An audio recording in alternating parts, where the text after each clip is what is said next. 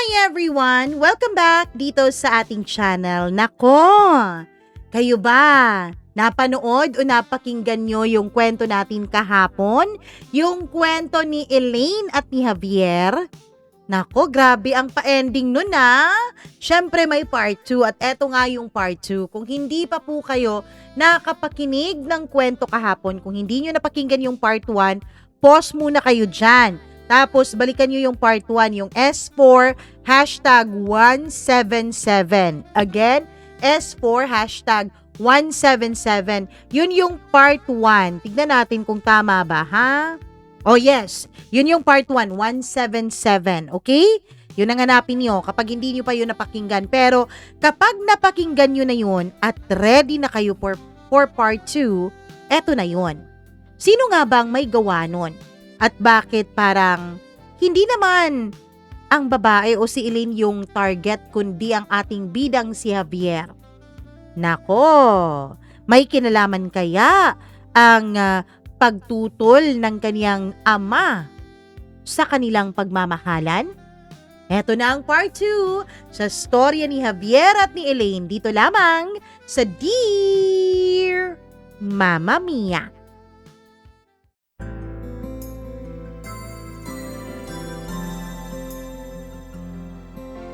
May mga tunog na kahit ilang dekada na ang lumipas, malinaw pa ring naririnig ng isip mo.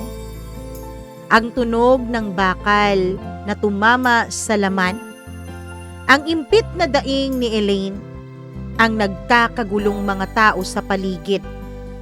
At higit sa lahat, ang malakas na sirena ng ambulansyang noon ay inakala kong magliligtas sa amin. Hindi ko alam na yun na palang huling biyahe naming magkasama ng pinakamamahal ko, Mama Mia.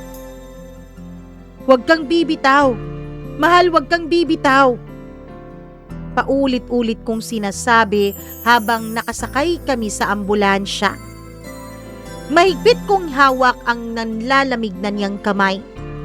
May dalawang mga paramedics na walang tigil sa pagpigil sa pagdurugo.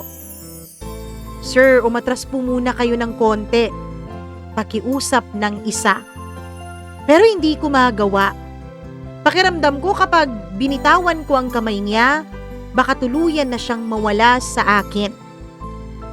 Elaine, tawag ko. Tumingin siya sa akin, Mama Mia. Nanghihina na ang mga mata niya. Parang nahihirapan na siyang panatilihing bukas ang mga yun. Elaine, please. Elaine, huwag kang matutulog. Elaine, magpapakasal pa tayo, 'di ba? Bibili pa tayo ng simpleng bahay na pangarap natin. Naaalala mo pa? Sabi mo, gusto mong magkaroon tayo ng maliit na bahay. Tumango siya ng bahagya at mahinang sumagot ng oo. Halos hangin na lang noon ang boses niya, Mama Mia. Magkakaroon tayo noon. Sasamahan mo akong bumili ng lupa. Mag-aalaga din tayo ng aso at magtatanim ako ng mangga sa harap. Lahat yun ay sinabi ko habang pinipigilan ko ang sariling umiyak. Hindi dahil naniniwala akong yun ang kailangan niyang marinig, kundi dahil natatakot akong kapag tumigil akong magsalita ay tumigil din siyang makipaglaban sa buhay niya. Pagdating namin sa ospital ay mabilis siyang isinakay sa stretcher. Kasabay noon ay ang pagbitaw ng kamay namin sa isa't isa. Sir, hanggang dito na lang po kayo. Hindi ako nakasunod. May humarang na nurse, isinara ang pinto ng emergency room. At sa unang pagkakataon sa gabing yun ay wala na akong magawa. Hindi ko na siya maabot. Hindi ko na siya mayakap. Hindi ko na masabihang lalaban pa kami. Napaupo ako sa malamig na sahig ng ospital.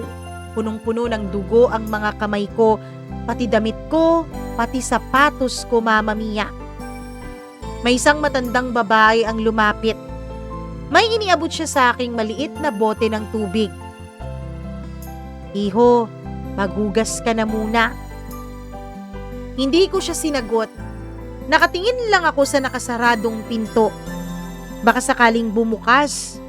Baka sakaling lumabas doon ang mga doktor at sasabihing ligtas na si Elaine. Baka sakaling sabihin nilang pwede ko na siyang makita. Paulit-ulit kong ipinagdarasal yun. Makalipas ang halos 40 minuto ay dumating ang mama ni Elaine. Pagkakita niya sa akin ay agad siyang lumapit. Javier, tumayo ako. Hindi ko alam ang sasabihin ko. Hindi ko alam kung paano ako hihingi ng tawad. Pakiramdam ko kasi, Mama Mia, parang kasalanan ko ang lahat. Yumakap siya sa akin. Mahigpit. Pareho kaming umiiyak. Hindi mo kasalanan, ha? Mahina niyang sabi. Pero hindi ko kayang paniwalaan yun. Kung hindi ko siya dinaan sa eskinitang yun, kung mas maaga kaming umalis, kung sinabi ko lang sa kanya ang lahat ng napapansin ko na tila may nagmamasid sa akin, kung nag-isip lang ako, kung iniba ko ang ruta namin dahil alam kong may sumusunod na, baka hindi nangyari yun. Kung. Napakaraming kung. Pero walang ni isa ang kayang baguhin ng mga nangyari. Ilang minuto pa ang lumipas bago dumating ang ama ni Elaine. Hindi siya tumakbo. Hindi siya nagsisisigaw. Tahimik lamang siyang naglakad papunta sa emergency room. Nang makita niya ako ay huminto siya. Nagtagpo ang mga mata naming dalawa. Walang salita pero malinaw ang laman ng tingin niya. Galit, puot at paninisi. At sa unang pagkakataon may takot akong nakita sa mga mata ng lalaki na noon ay akala kong walang kinatatakutan. Nung lumabas ang doktor ay agad kaming nagsitayuan. Tinanggal niya ang face mask niya. Napayuko siya. At dun ko naramdaman, Mama Mia, na parang huminto ang pag-ikot ng mundo. Pasensya na po. Sinubukan po namin ang lahat pero hindi ko na narinig ang kasunod niyang sinabi. Parang nalunod na ako sa katahimikan. Biglang nanlabo ang mga paningin ko. May sumigaw. Mama yata ni Elaine. May humagulgol. May bumagsak sa sahig at hindi ko alam kung sino. Hanggang sa maramdaman kong may mainit na luhang tumutulo sa mga kamay kong may bahid pa rin noon ng dugo. Hindi ako umiiyak ng malakas. Hindi ako sumisigaw. Nakatingin lang ako sa sahig, Mama Mia. Parang may bahagi ng pagkatao ko ang tuluyang namatay kasama niya. Nang payagan na kaming makita siya ay hindi ako agad pumasok.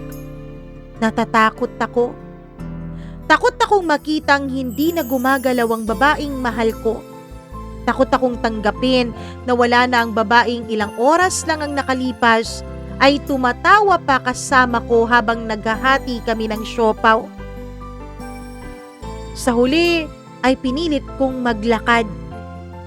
Pagkapasok ko ay nandun siya. Tahimik, payapa ang kanyang mukha na para bang natutulog lang. Pero alam ko, Mama Mia, alam kong hindi na siya gigising. Dahan-dahan kong hinawakan ang malamig niyang kamay. Ang kamay na minsang humawak sa akin nang wala akong maipagmamalaki. Ang kamay na nagturo sa akin na may halaga pala ako. At ngayon, hindi ko na yun muling mahahawakan pa. Hindi ko na napigilan ang pagluha. Hindi ako nagsalita. Wala na akong salitang mailalabas. Dahil sa unang pagkakataon sa buong buhay ko, pakiramdam ko wala nang natitirang dahilan para mabuhay pa ako, Mama Mia. Tapos ang sabi pa nung doktor, isang napakasakit na balita. Mama Mia, nagdadalang tao din pala ang babaeng mahal ko. Dalawa silang nawala sa akin nung gabing yun.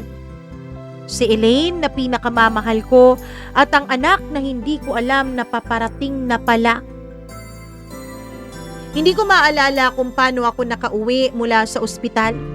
Hindi ko rin maalala kung may kinausap ba ako o may kumausap ba sa akin. Ang natatandaan ko lang, may araw pa nung umalis ako para makipagkita kay Elaine. Pero Mama Mia, pagsikat ng panibagong umaga, parang hindi na ako ang taong umuwi. 3 araw ang lumipas bago yung burol. 3 araw na halos wala akong isinubo. May mga kasamahan ako sa construction site na dumadalaw sa inuupahan kong silid. May nagdadala ng pagkain para sa akin. May nagdadala ng kape.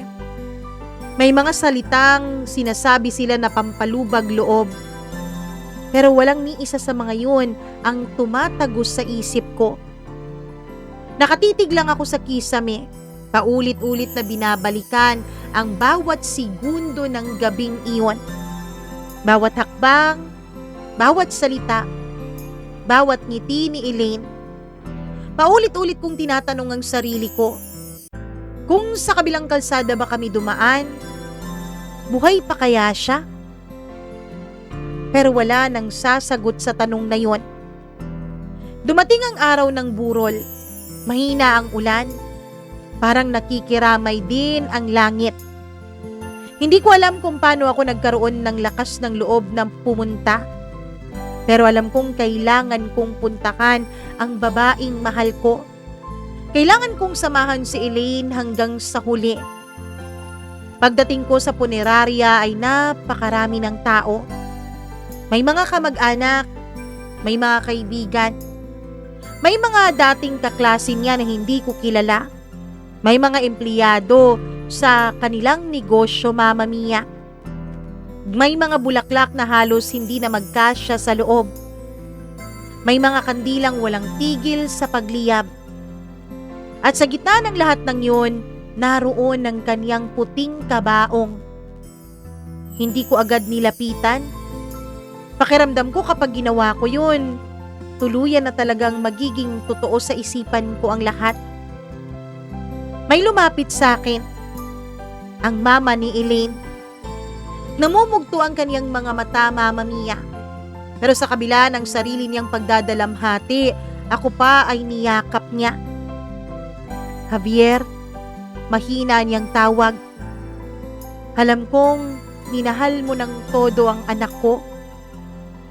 Hindi ako nakapagsalita, yumuko lang ako. Sa likod niya nakatayo ang ama ni Elaine.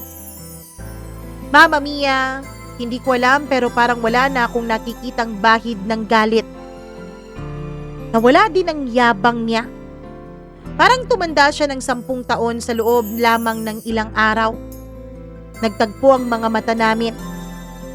Unti-unti siyang lumapit. Akala ko sisisihin niya ako.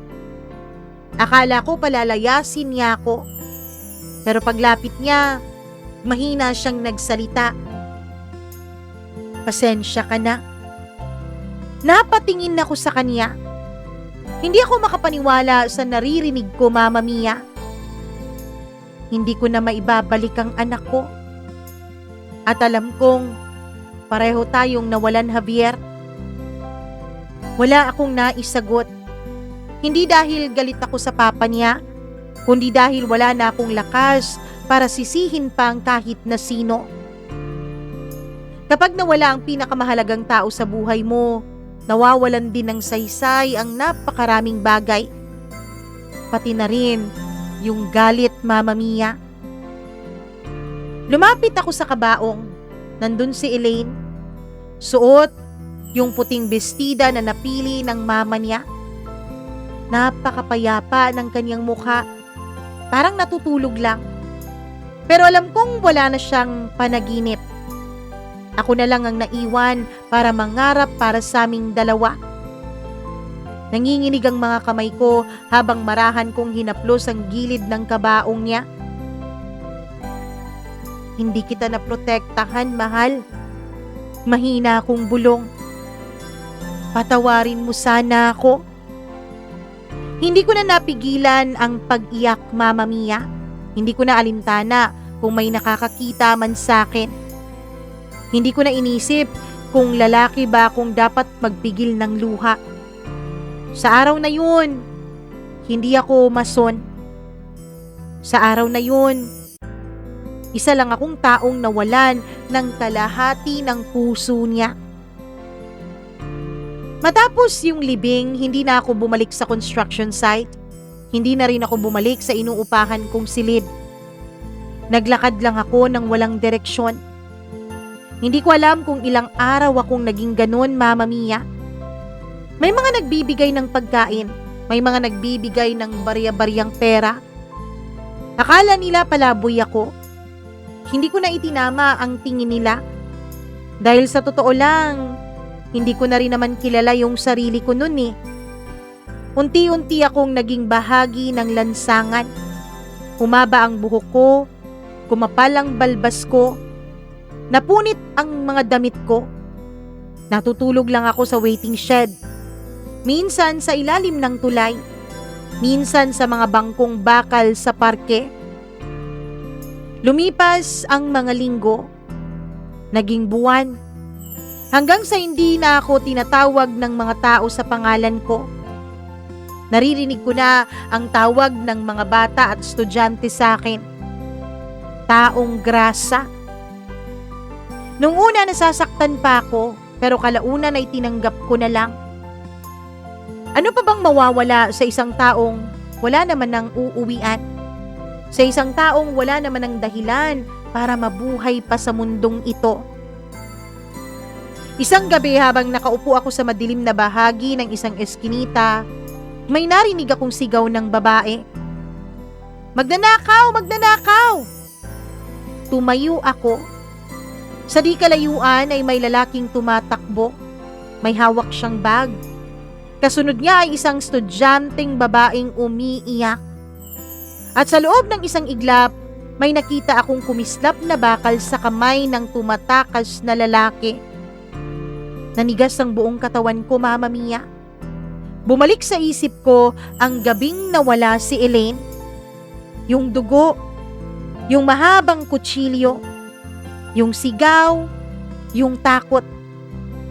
At sa unang pagkakataon matapos ang napakahabang panahon, may kung anong nagising sa loob ko. Hindi galit. Hindi rin naman paghihiganti dahil hindi ko naman alam kung yung taong yun ang may gawa nun kay Elaine. Kundi isang matinding pasya. Hindi na ako papayag na may iba pang mawala ng mahal sa buhay habang kaya ko pa namang kumilos. Hindi ko alam noon na yun ang gabing magsisimulang kumalat sa buong lugar na yun ang kwento tungkol sa isang palaboy na laging lumilitaw kapag may sumisigaw. Isang palaboy na hindi nagsasalita kahit kinakausap ng iba. At sa tuwing may masasamang taong nananakit ng inosente, may isang aninong unang dumarating. Isang aninong hindi humihingi ng kahit na anong kapalit. Isang aninong unti-unting tinatawag ng mga tao na anino sa dilim. Mama Mia, tahimik lang ako noon. Maraming nagsasabi noon na nawalan na raw ako ng katinuan. Pero hindi naman. Naaalala ko pa rin kung sino ako. Naaalala ko pa rin ang lahat ng nangyari. Naaalala ko pa rin kung paano ako minahal ng isang babaeng hindi naman ako nababagay sa kanya.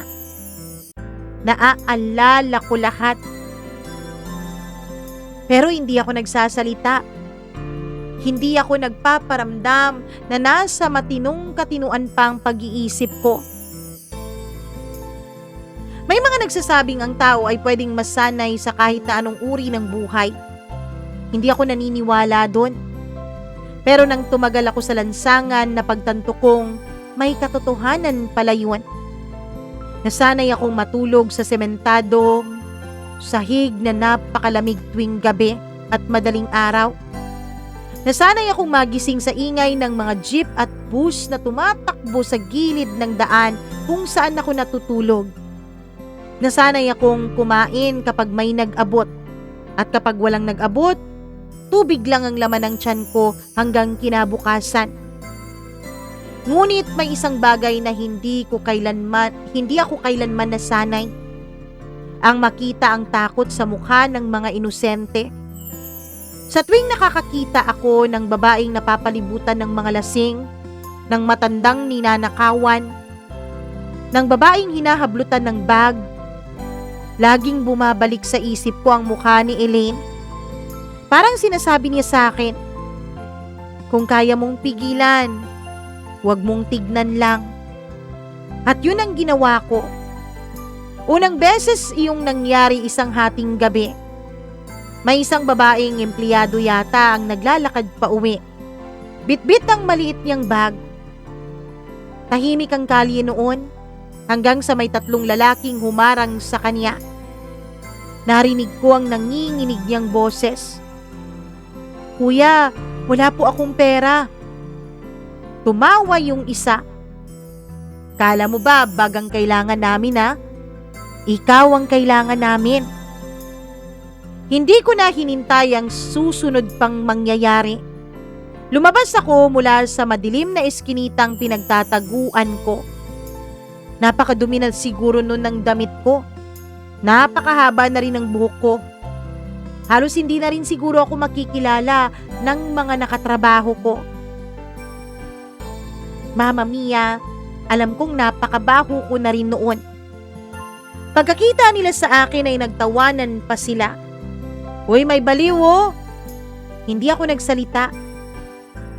May hawak akong isang matulis na basag na bote. Hindi yun para manakit ako.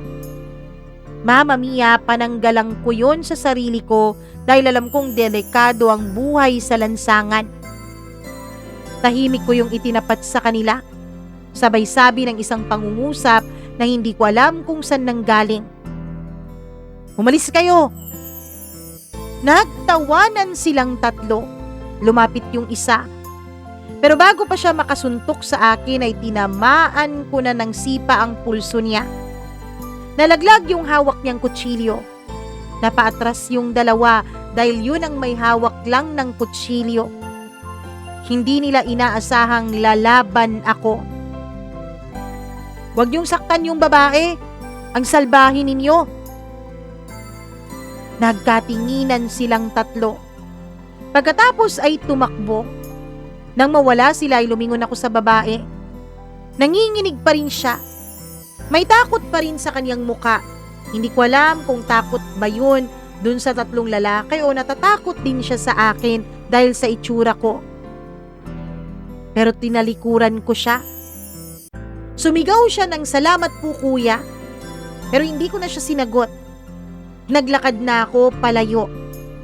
Ayokong magtanong. Ayokong makakilala ng ibang tao. Ilang araw ang lumipas, Mama Mia. Mas naging usap-usapan ako sa lugar na yun. Nabaliw na daw ako. Minsan nga, Mama Mia, kapag lumalabas ako, yung mga tao sa paligid, tinatakpan ng mga makakapal na tela o panyo o kahit ng sarili nilang kamay ang kanilang mga ilong. Yung kanilang mga kilay ay magkatagpo.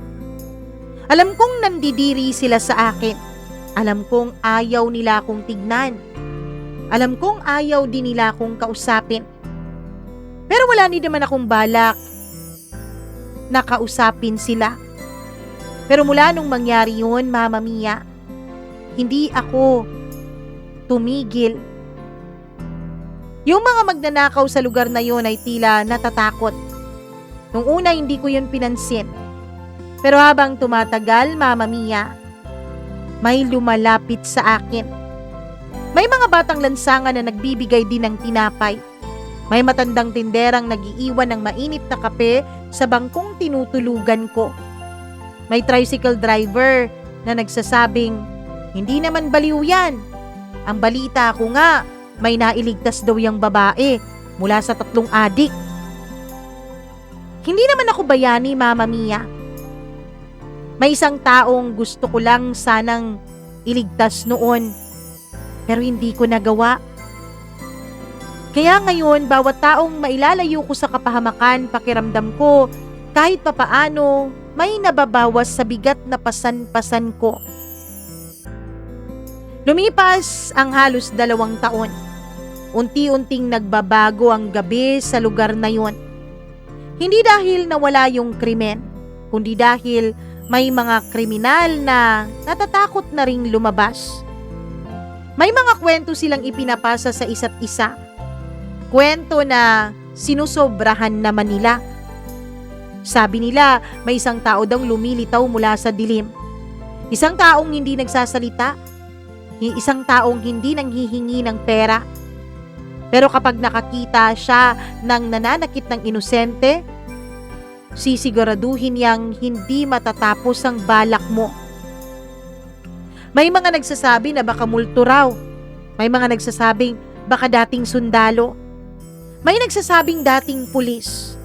May nagsasabing baliw lang. Hinayaan ko silang mag-isip. Hinayaan ko silang isipin na baliw at taong grasa nga lang ako. Mas ligtas yun para sa akin. Ngunit isang gabi, Mama Mia, habang nakaupo ako sa paborito kong sulok, malapit sa lumang tindahan ng siopaw, kung saan kami bumibili dati ni Elaine, may isang batang lalaki ang lumapit. Mga 9 anyos siguro yung batang yun. May hawak siyang 2 siopaw. Kuya inyo na po yung isa. Napatingin ako. Hindi ko po ito ninakaw Binigay po ito sa akin ng may-ari ng siopaw. Kasi hindi naman daw naibenta. Napailing ako. Sa'yo na yan. Umiling din siya. Hindi. Sabi sa akin nung may-ari ng siopawan, bigay ko raw sa'yo yung isa dahil lagi ka raw nandito. Sige po, inyo na po Para naman sa inyo to Dahan-dahan kong tinanggap yung supot, Mama Mia. Mainit-init pa. Biglang bumalik ang isang alaala. Huwebes, 2 siopaw, 2 soft drinks. Yung ngiti ng pinakamagandang babaeng nakilala ko. Napayuko ako. Hindi ko na namamalayang tumutulo na pala ang mga luha ko, Mama Mia. Hindi dahil sa pagkain, kundi dahil sa alaala. Pagangat ko ng ulo ko, wala na yung bata. Tahimik na ulit ang paligid. Pero sa kabilang kalsada, may isang lalaking nakasuot ng itim na jacket ang nakatayo. Hindi siya umaalis. Nakatingin lang siya sa akin. Pagkaraan ng ilang segundo ay marahan siyang tumalikod at naglakad palayo. Bago siya tuluyang nawala sa dilim, ay may sinabi siyang halos hindi ko narinig. Ikaw nga yung hinahanap namin. Hindi ko alam noon na ang lalaking yun ay bahagi ng isang grupong matagal nang sumusubaybay sa akin. At ang tunay na dahilan kung bakit nawala sa akin ang pinakaimportanteng tao sa buhay ko. Mama Mia, hindi ko alam na magkakaroon pa pala ng pagkakataon na malaman ko ang katotohanan tungkol doon sa nangyari kay Elaine. Akala ko talaga, Mama Mia, nang nangyaring yun ay simple lamang na mistaken identity. Baka napagkamalan ako. Yun kasi ang sabi ng mga pulis Baka napagkamalan lang kaming dalawa ni Elaine. Tinanggap ko yun.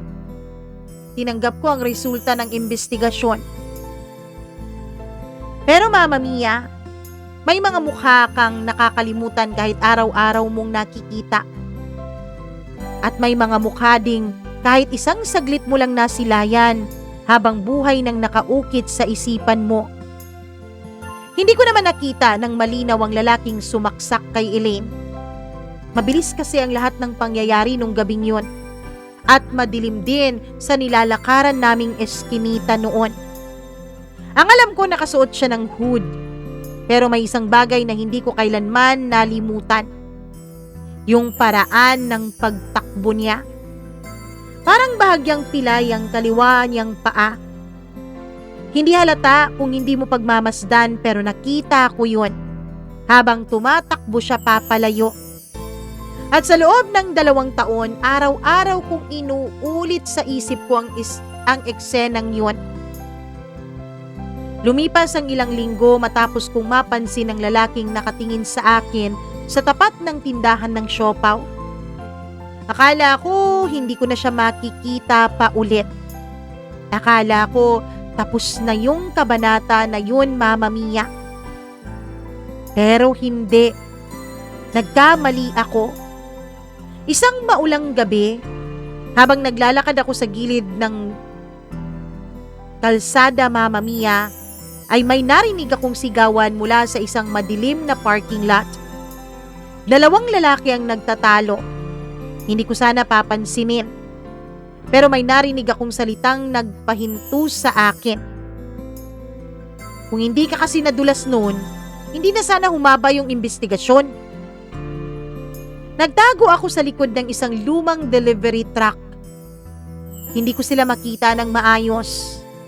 Pero malinaw ang boses nila. Wala namang napatunayan na. Sagot ng isa. Hindi nga napatunayan. Pero 2 taon tayong hindi mapakali. At patay tayo kay boss kapag nalaman ng lahat ang totoo. Humigpit ang hawak ko sa supot na wala namang laman. Yung lagi kong daladala. May kung anong nagsasabi sa akin na wag muna akong lumabas. Na makinig lamang ako. Na may malalaman akong isang bagay na hindi ko alam noon. Kalimutan mo na yun. Babae lang naman yun eh. Pagkarinig ko ng mga salitang yun ay parang may apoy na sumiklab sa dibdib ko. Babae lang yun? Mahal yata ni boss yun eh. Kaya nga ayaw niya dun sa lalaki, di ba? Mama Mia, hindi ko alam pero pakiramdam ko, konektado ako sa pinag-uusapan nilang dalawa. Na-focus ang isip ko dun sa sinabing babae lang. Para sa kanila, isang tao lang ang nawala. Pero para dun sa taong nagmamahal dun sa babae lang na yun, alam kong buong mundo niyang nawala. Gaya ko. Nawala sa akin si Elaine. Pero pakiramdam ko hindi lang siya ang nawala, kundi ang buong mundo at pag-asa ko.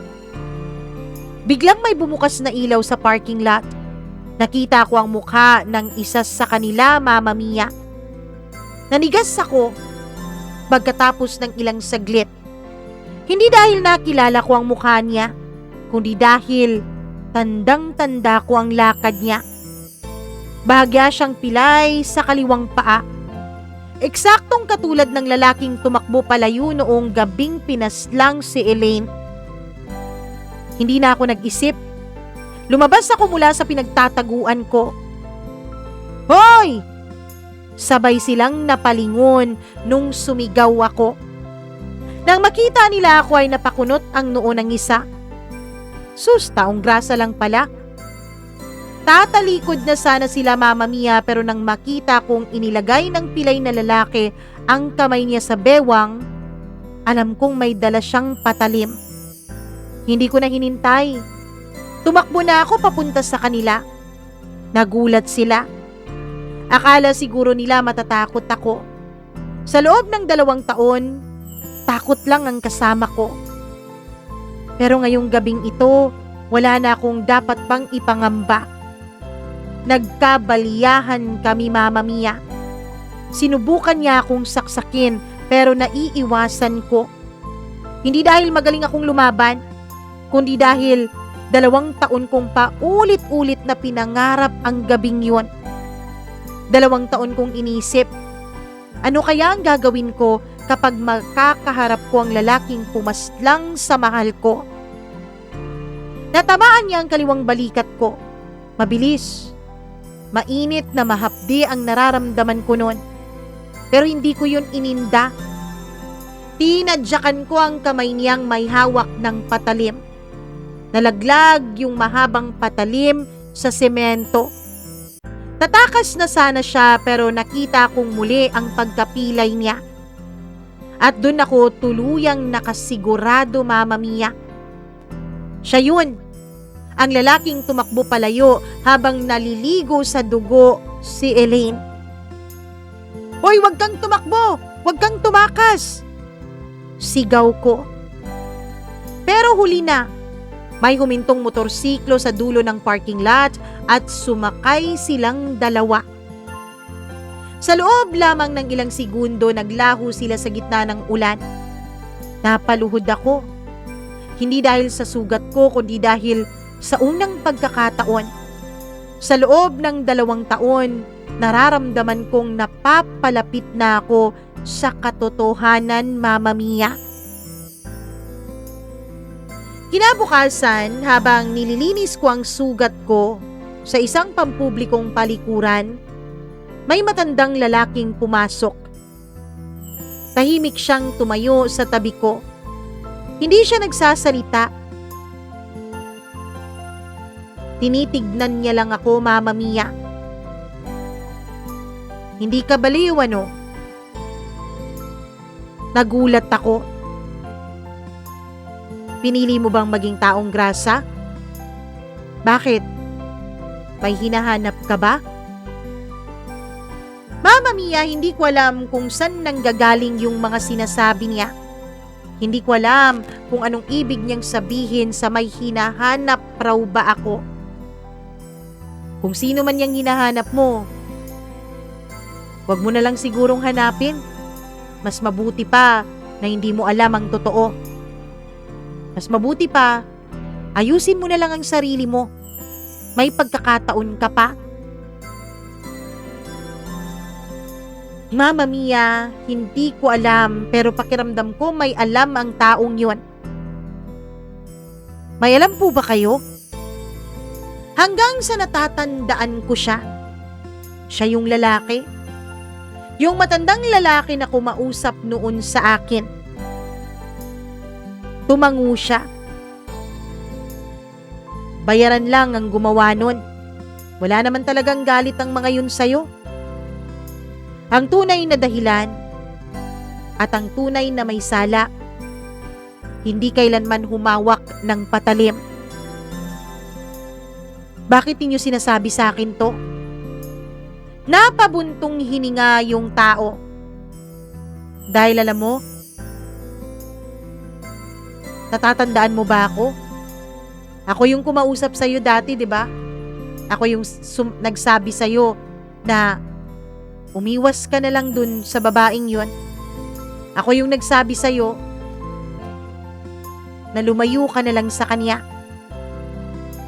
Alam mo ang totoo, hindi ko naman sinabi yun dahil may nag-utos sa akin. Sinabi ko yun dahil nag-aalala ako dun sa babae, kay Ma'am Elaine. Paano mo siya nakilala? Si Ma'am Elaine, isa siya sa pinakamabait na taong nakilala ko. Isa siyang babae na minsan tumulong din sa apo ko. Bigla akong naalala, Mama Mia, si Elaine. Napakarami na niyang tinulungan ng hindi ipinagsasabi sa iba. Marahil isa ito sa mga pamilyang natulungan niya.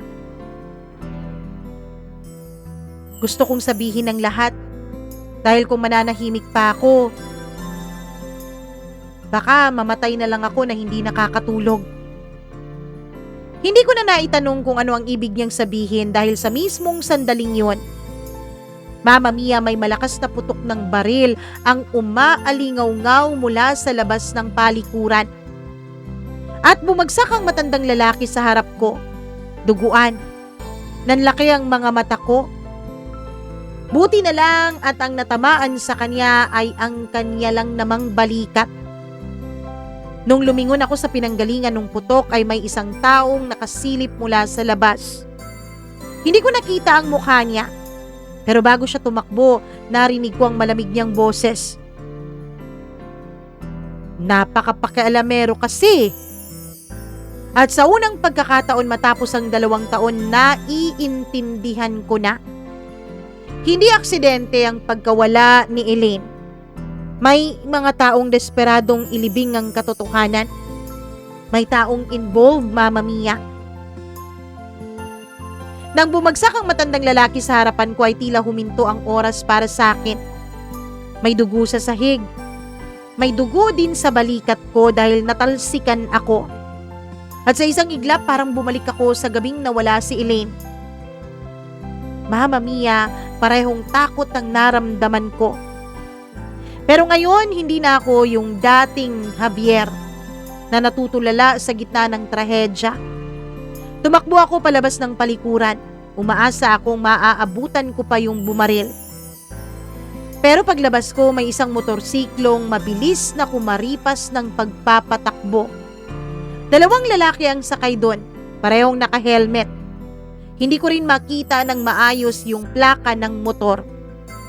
Hindi ko sila kayang habulin. Ilang segundo lang ay naglaho sila sa aking paningin. Parang mga aninong sanay maglaho bago pa man may dumating na liwanag. Nagsimula ang ingay. May mga taong nagsisigawan. May tumatawag ng pulis. May kumukuha ng video gamit ang kanilang mga cellphone. At may lumapit sa akin. Kuya, ikaw ba yung bumaril sa matanda? Hindi ako nakasagot. Nakatingin lang ako sa matandang lalaki. Humihinga pa naman siya. Lumod ako sa tabi niya. Uy kuya! Mahinang tawag nung tao. Mama Mia, agad dumating yung mga tulong. May isang ambulansya. Doon ko naisip, kung ganito sana kabilis dumating ang ambulansya noon, baka buhay si Elaine.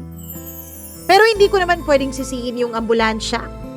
Ang sisisihin ko lang ay yung taong gumawa nun at yung taong may pakana nun. Ilang saglit matapos dumating ang ambulansya, Mama Mia, ay may dumating din na mga pulis. Hindi ko na hinintay na magkaroon pa ng investigasyon ng mga pulis dun sa lugar na yon. Alam kong kapag nakita nila ako doon, ako ang unang pagbibintangan. Marumi ang damit ko. May dugo din ang ilang bahagi ng katawan ko. Tapos, may dala-dala pa akong basag na bote. Alam kong wala namang maniniwala sa paliwanag ko. Alam kong hindi man lahat, pero may mga otoridad, Mama Mia, na mas gusto nila na mabilis masara yung kaso. At dahil yung matandang nabaril ay hindi naman mayaman, wala naman sigurong mga kamag-anak na magpupumilit maghanap ng hustisya. Kaya para mabigyan ng hustisya kunwari, baka idiin nila ako. Tahimik akong umalis bago pa mas dumami ang tao. Buong magdamag akong naglakad. Hindi ko na naramdaman ang sugat sa balikat ko na dala nung patalim nung lalaki nung nagpang-abot nga kami sa may parking lot. Mas masakit ang mga tanong sa isip ko. Ano ba ang ibig sabihin ng matanda? Ano ba ang alam niya? Nagsasabi kaya siya ng totoo sa akin o pinapagulo niya lang ang isipan ko? Bakit kailangan niyang mabaril?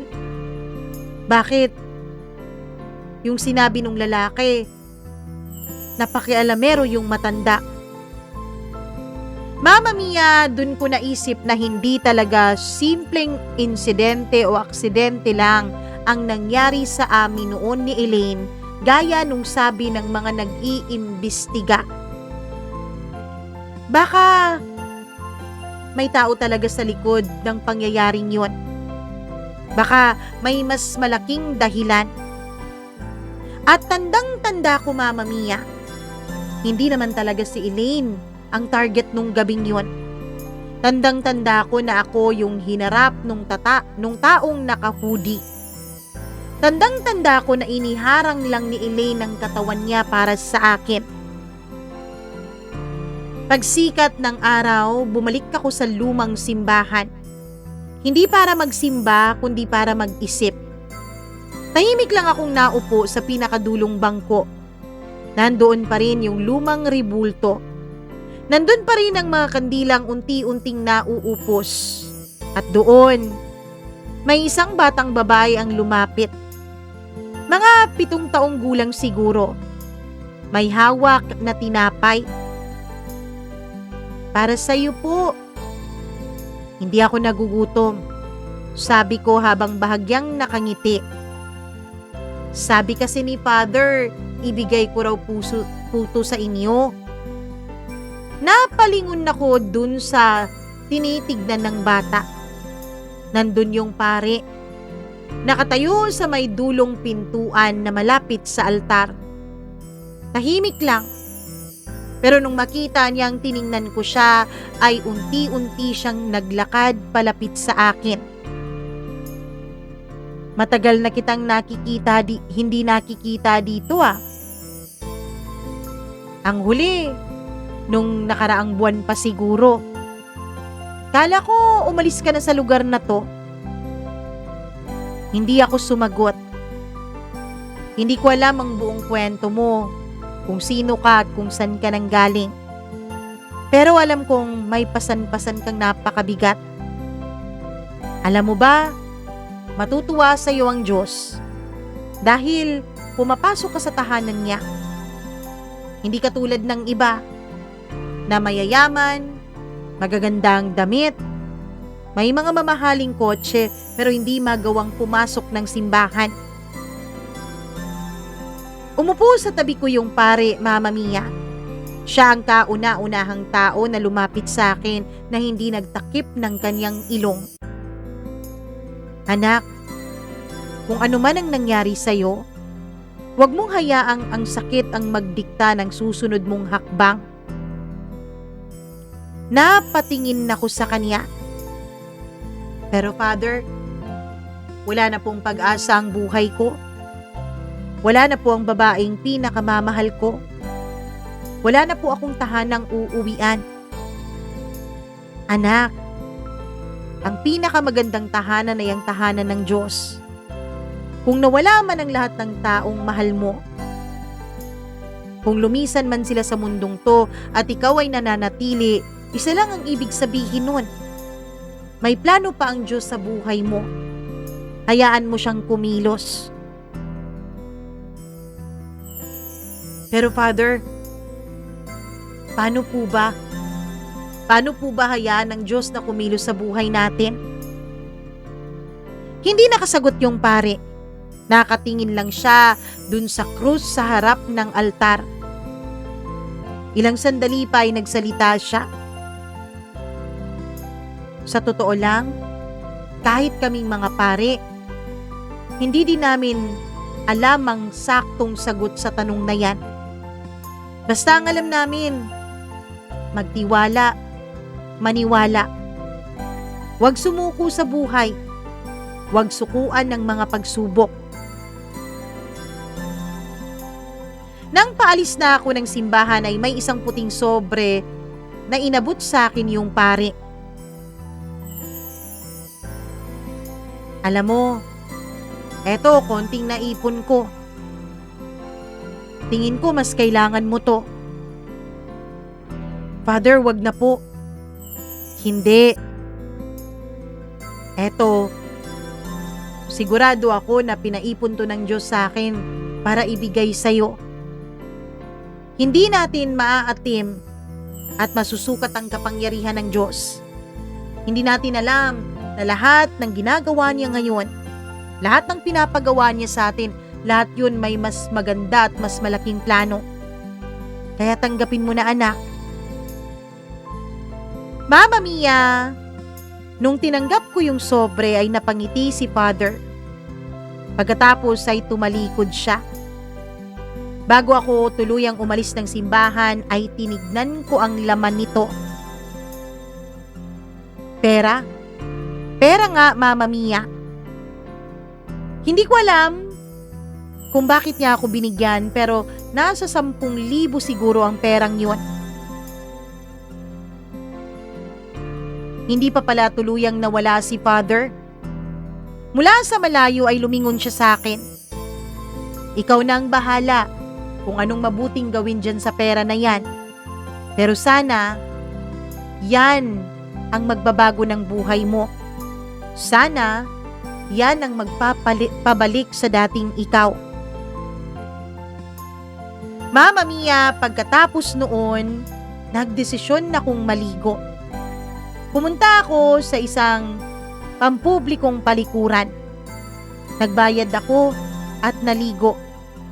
Pagkatapos Mama Mia ay pumunta ako sa isang ukay-ukay at bumili ng hindi man maganda pero maayos-ayos na damit. Nagpagupit din ako ng buhok. Hindi ko alam kung bakit ko ginagawa ang mga bagay na yon. Pero pakiramdam ko, parang totoo nga ang sabi ni Father. May pag-asa pa sa buhay ko. 2 araw matapos nun, Mama Mia, ay naghanap ako ng mapapasukang trabaho. Umextra-extra ako sa construction. Hindi pa ako umupa ng silid. Doon pa ako nakikitulog sa construction site at buti na lang pumayag naman yung foreman ko. Sabi niya, mabilis daw akong magtrabaho kaya kailangan niya ako. Unti-unti, nagtrabaho ako. Kapag nakikita ko ang sarili ko sa salamin, Mama Mia, hindi ko alam kung paano ko nagagawang bumangon. Pero ang alam ko lang, may paparating sa buhay ko. Isang Biyernes, bandang 5:00 ng hapon, bumalik ako sa lumang tindahan ng siopaw. Hindi sana para kumain, kundi para alalahanin. Yung 2 taon na lumipas, pero hindi pa rin nagbabago ang amoy ng bagong lutong siopaw. Yun pa rin ang amoy na nagpapaalala sa akin kay Elaine. Tahimik akong umupo sa bangkong kahoy. Hindi nagtagal, lumabas yung matandang may-ari. Nakilala niya agad ako. Uy, matagal ka nang hindi dumadaan dito ah. Nasaan yung kasama mo? Wala na po siya, Manang. Matagal na po siyang pumanaw. Ganun ba? Nakikiramay ako. Kaya pala hindi ka na bumabalik dito. Pagkatapos nun, Mama Mia, ay pumasok siya sa loob. Pagbalik niya ay may dala na siyang siopaw. Manang, eto po yung bayad. Sabi ko matapos niyang mailapag yung siopaw at ketchup at soft drink sa harap ko. Naku, wag na. Bayad na yan. Po? Kanino naman po? Sa akin. Ako nang nagbayad niyan. Para sa'yo at para sa alaala ng babaeng laging kasama mo dito. Alam ko kasi, naging bahagi ako ng kwento ninyong dalawa eh. Mama Mia, halos napaluha ako noon. Hindi ko alam kung anong mararamdaman ko. Pero Mama Mia, nung mga panahon na yun, pakiramdam ko nandyan lang ulit sa paligid si Elaine. Yung kabutihan nung matanda, ganun na ganun ang kabutihan ng babaeng mahal ko. Hindi lang siya maganda sa pisikal na itsura. Yung babaeng pinaka-iniibig ko, maganda din talaga ang kalooban. Habang kumakain ako, Mama Mia, ay nakatingin lang ako sa mga taong pumapasok. Ilang saglit pa ay umulan, kaya pinapasok na ako ng matanda dahil na babasa ng ulan yung kinauupuan ko. Pagpasok ko sa loob, mas lalo kong naaalala ang babaeng mahal ko. Naririnig ko ulit yung mga tawanan namin. Naririnig ko ulit yung pag-uusap namin ng aming mga pangarap. Ilang saglit pa, Mama Mia, ay may tumigil na itim na SUV sa tapat nung tindahan na yun. Dahan-dahang bumukas ang pinto. At ang unang bumaba ay ang lalaking 2 taon ko nang hindi nakaharap. Ang ama ni Elaine. Hindi siya nag-iisa, Mama Mia. May kasama siyang 2 lalaki. Hindi ko alam kung bakit siya nandun. Kumakain din ba siya ng siopaw sa tindahan na yon? Pero nang magtagpo ang mga mata namin ay may nakita akong kakaiba sa mukha niya. Hindi galit, hindi paghamak, kundi matinding takot. Na tila ba may desisyong matagal na niyang ipinagpalibang gawin. Hindi ko alam kung bakit naroon ang ama ni Elaine. Sa loob ng 2 taon, iisa lang ang nasa isip ko tungkol sa kanya. Na oo nga, hindi naman siya nagalit sa akin nung pumunta ako sa libing ng anak niya. Pero alam kong isa siyang taong tumingin sa akin na parang wala akong halaga. Na siya ang taong tumutol sa pagmamahalan namin ng anak niya. Na siya ang dahilan kung bakit maraming gabi kaming umuuwing sugatan ang aming mga damdamin. Pero nang gabing yun, tila ibang tao ang nakikita ko. Maputla ang mukha niya, namumula ang mga mata niya na parang matagal nang hindi nakakatulog. Tahimik siyang naglakad, papasok sa tindahan. Napansin siya nung matanda. At sa pagtingin ko dun sa matandang may-ari ng siopaw store na yun, Mama Mia, alam kong hindi niya customer ang lalaking to. Tumango ako dun sa matanda na ang ibig kong sabihin ay ako na ang bahala. Mama Mia, dahan-dahang umupo ang ama ni Elaine sa bakanting upuan. Pagod na pagod ang mukha niya. Javier, ngayon lang yata niya ako tinawag sa pangalan ko nang walang pangmamataas sa boses niya. Hindi ako naparito para makipag-away o maging magulo. Nandito ako para hindi na itago ang lahat. Tahimik yung buong tindahan, pati ang matandang nagtitinda ng siopaw ay tila huminto din sa ginagawa niya. Parang handa na itong tumawag ng pulis anumang oras. Huminga ng malalim ang ama ni Elaine. 2 taon na akong binabangungot. 2 taon na akong araw-araw na binibisita ng konsensya ko. Mahigpit ang pagkakakuyom ng mga kamao ko nun. Huwag mong sabihin na may kinalaman ka sa nangyari. Tumango siya. Hindi naman si Elaine ang target nun. At hindi ko naman ginustong may mapahamak na buhay. Parang may kung anong kumalabog sa dibdib ko, Mama Mia. Anong ibig mong sabihin? Ang gusto ko lang naman na mangyari, Javier, ay layuan mo ang anak ko. Dahil sa tingin ko hindi ka nararapat para sa kanya. Hindi ko pinalaki ang anak ko para mag-asawa lang ng isang ordinaryong tao. May nakausap na ako eh. Anak ng kumpare ko. Yun ang nababagay sa anak ko at hindi ikaw. Pero nagkamali ako. Sabi nung anak ng kumpare ko, alam niya daw kung paano ka palalayuin. Sabi niya kakausapin ka niya. Pero ang balita niya sa akin 2 araw pagkatapos naming mag-usap tungkol doon, matigas ka raw. Kaya sabi niya, tuturuan ka lang daw namin ng leksyon. Kaya ayun, ginawa namin ng mga bagay para matakot ka. Ginawa namin ng mga bagay para lumayo ka kay Elaine. Pero hindi mo pa rin nilalayuan ng anak ko. At nung nalaman ko na may nangyari sa inyong 2 ng anak ko, dahil may nakakita sa inyong pumasok dun sa maliit na kwartong inuupahan mo, dun ako nilamon ng tuluyan ng galit ko. Sabi ko, tuluyan ka ng saktan. Pero kabilin-bilinan ko sa kanila na huwag kang patayin. Di ko naman alam na ibang tao pala ang inutusan nila. Isang taong halangang kaluluwa, isang taong kagagaling lang sa kulungan. Yun ba yung lalaking may pilay sa kaliwang paa? Nagulat siya, Mama Mia. Hindi ko alam. Pero ang alam ko, dating ex-convict yun.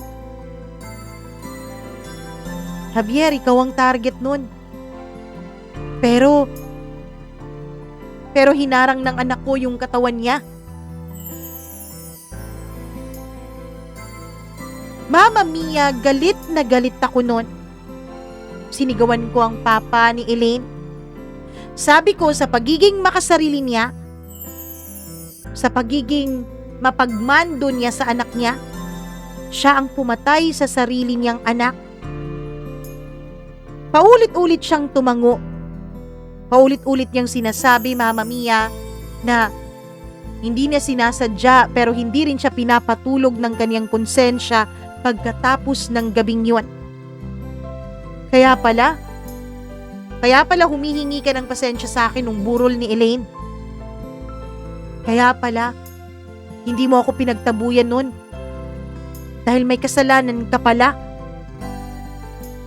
Kaya ako nandito, Javier, para umamin ng totoo. Pagkatapos nito, isusuplong ko ang sarili ko sa mga pulis. Pagkatapos nito, susuko na ako. Gustong-gusto ko po kayong saktan. Gustong-gusto ko po kayong saksakin ngayon din. Pero alam kong hindi yun ang gugustuhin mangyari ni Elaine. Kaya umalis na po kayo. Gawin niyo na po ang sinasabi ninyo. Sumuko na po kayo sa mga pulis.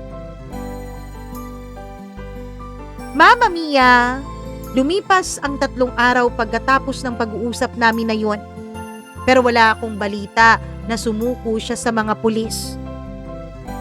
Bagkus pagkatapos ng 1 linggo, nabalitaan kong umalis sa bansa ang ina at ama ni Elaine. Mama Mia, hindi ko alam kung dapat ba akong pumunta sa presinto. Hindi ko alam kung dapat ako bang magsuplong sa ama ni Elaine. Wala naman akong ibang ebidensya. Ang pinanghahawakan ko lang ay yung sinabi niya. Pero sino bang maniniwala sa akin kapag idinay yun ng mayamang ama ni Elaine? Halos 1 buwan nang lumipas mula nung mabalitaan kong umalis ang mag-asawa sa Pilipinas, nung may natanggap akong isang mensahe sa Facebook ko, Mama Mia. Isang mensahe mula sa hindi ko kilalang account. Pakiramdam ko, hindi naman yun totoong account. Pasensya ka na kung hindi ko kayang isuko ang taong tunay na may pakana sa nangyari kay Elaine. Nagmamahal lang din ako katulad mo. At sana, Javier, malaman mo din na hindi lang naman ikaw ang nahirapan nung nawala si Elaine. Maraming tao din na nagmamahal sa kanya sa kanyang paligid ang nahirapan. Hangad namin na sana makausad ka na sa buhay mo. Hangad namin na sana maging masaya ka na. Patawarin mo kami kung kami ang naging dahilan kung hindi man nabigyan ng katuparan ng inyong pagmamahalan. Pagkatapos kong mabasa yun, Mama Mia, habang nagtatype ako ng reply, nung naisend ko ay hindi na ako makapag-send. Ibig sabihin, nakablock na ako dun sa account na yun. Pumunta pa talaga ako dun sa kasamahan ko sa construction. Hiniram ko ang cellphone niya. Sabi ko may titignan lang ako. Pero nung hanapin ko yung account nung nagmensahe sa akin ay wala na. Hindi ko alam kung dinilit na yun o kung ano pa man. Pero pagkatapos ng araw na yun ay wala na nga akong naging balita pa. Wala na akong natanggap na kahit na anong mensahe. Wala na ring mga taong sumusunod sa akin. Hindi ko na rin natagpuan pang muli yung pilay na lalaki. Ngayon, 2 taon na rin ang lumipas mula nung nagkausap kami ng ama ni Elaine. Mula nung inamin niya sa akin ang katotohanan tungkol sa pagkamatay ng anak niya. Hindi ko alam kung paano ako makakausad, Mama Mia. Ang totoo niyan, para pa rin po akong zombie ngayon. Oo, may inuupahan na akong isang munting kwarto gaya ng dati. May trabaho na rin ako. Pero parang wala pa ring direksyon ang buhay ko. Isang araw po habang nagtatrabaho kami sa construction ay narinig ko po ang inyong programa na siyang pinaere ng aming foreman. Doon ko naisip na mag-share sa inyo, Mama Mia. Hindi ko alam kung anong gagawin ko. Hindi ko alam kung paano ko mababago ang isip ko o paano ko mababago ang buhay ko. At lalong hindi ko alam kung makaka-move on ba ako sa mga nangyari. Sa totoo lang, may mga panahon na sinisisi ko pa rin ang sarili ko.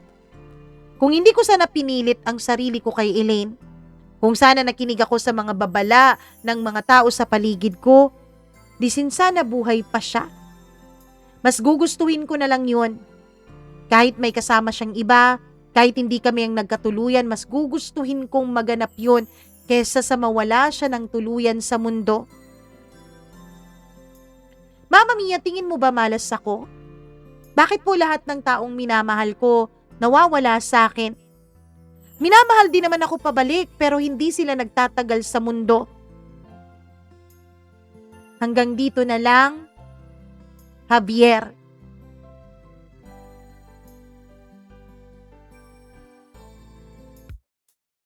Grabe namang tanong yan, Javier. Alam mo, hindi ako naniniwalang may malas o swerteng tao sa mundo. Pero naniniwala ako na sadyang meron talagang nakalaan ng, alam mo yun, tatahakin natin na daan. Naniniwala ako dun na may mga pangyayari talaga na kahit hindi natin gusto ay nangyayari dahil yun ang nakatadhana. Para sa akin, Javier, take one day at a time lang. Isa-isa lang. Naniniwala ako na darating din yung panahon na malalaman mo kung bakit hindi ka pa kinukuha ng Diyos. Malalaman mo na may purpose ka pa pala. Malalaman mo na may halaga pala ang buhay mo. At habang hindi mo pa nalalaman yun, kapit ka lang dyan. Patuloy ka lang sa buhay.